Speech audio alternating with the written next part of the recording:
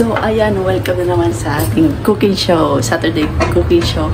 Ang menu for today is sinigang na hipon at pritong tulingan. So, nag-start na siya. So, tingnan natin. Ayan, sinimula na igisa mo na ang sibuyas at kamatis bago magluto ng sinigang na hipon para hindi siya malansa. Nakakos? Lagyan na natin kamatis. Seafood style na yun, seafood.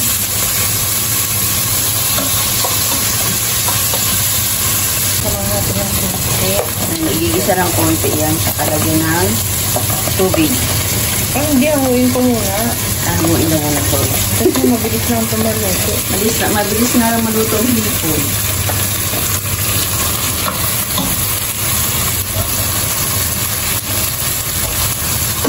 Kanya-kanya po tayo ng way ng pagluluto po.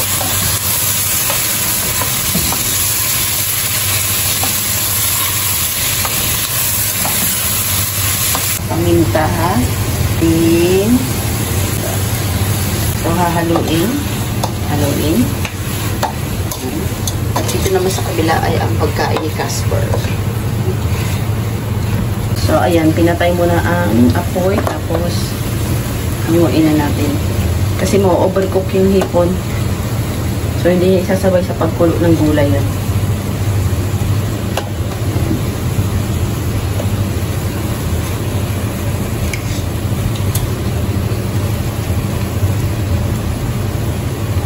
Yung makulit. Ayun, ang makulit.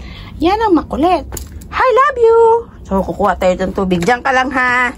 Kasi kulang ang tubig para sa sigang. I love you. Nagluto na tayo ng iyong carne. I love you. Uchoy, uchoy. So, ayan na.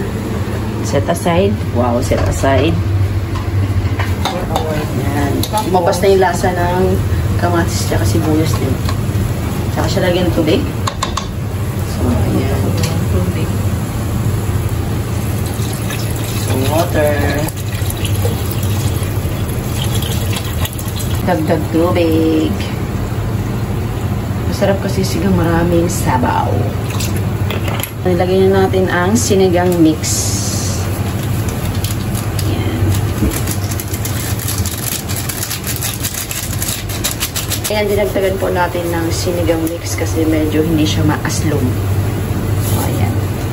Ayan, kumukulo na siya. Pwede natin ilagay ng ating mga gulay. Ang ating sitaw muna. So, ilagay na natin ang okra. Yan ay, ano lang, dapat dyan sa gulay nyo, half cook. Kaya, ayan. Kalabi! Kami, aday, sarap! Tikman natin.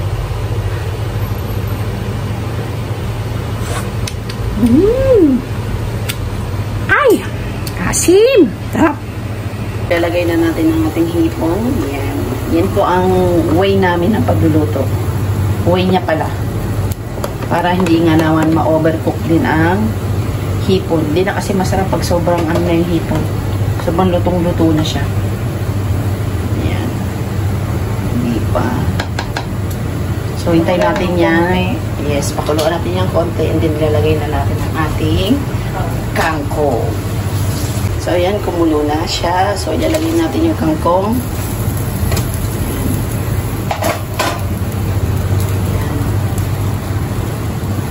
Konting kulo lang po talaga sa mga gulay para hindi siya nag-overcook. Pagkatapos niyan ay kanya nang papatayin. Yes. Yan, set aside na natin yan. Next tayo sa ating menu. Yan ang ating sinigang na hipon. Wow! So, maglalagay na tayo ng ating oil para mag-prito tayo ng ating tulingan. So, ayan na. Share kami ngayon ng clip namin ha. From IKEA.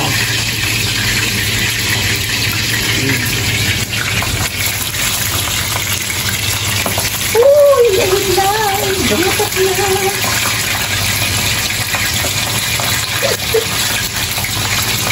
Asin na tayo. Naglalagay na tayo ng pabango kausok. Mostly sa mga Arabo, ganyan. Pag magluluto, naglalagay sila ng kasi para sa amoy, lalo pag isda. Lavender yan, tawag ko. Scent. Ang scent niya lavender. So, ayan, natapos na ating lutuin at natapos na ang hipon. So, ayan mga kakuan, tatapusin na po natin ang ating video. Pag dumaan po to sa inyong wall, please like and subscribe po kayo sa aming YouTube channel po sa mga kakuan. At shoutout din po sa aking mga kaibigan, Jack Sparrow, Shian Patrice, B-Page, I8 Vlog, nasaan ka na? At syempre si Remis TV Watkins, yan. So, yung iba dyan mga vlogger po, subscribe niya rin po, no, mga kakwan. So, ayan po, tapos na po tayo. And God bless you all. Yalla, bye! Happy Saturday!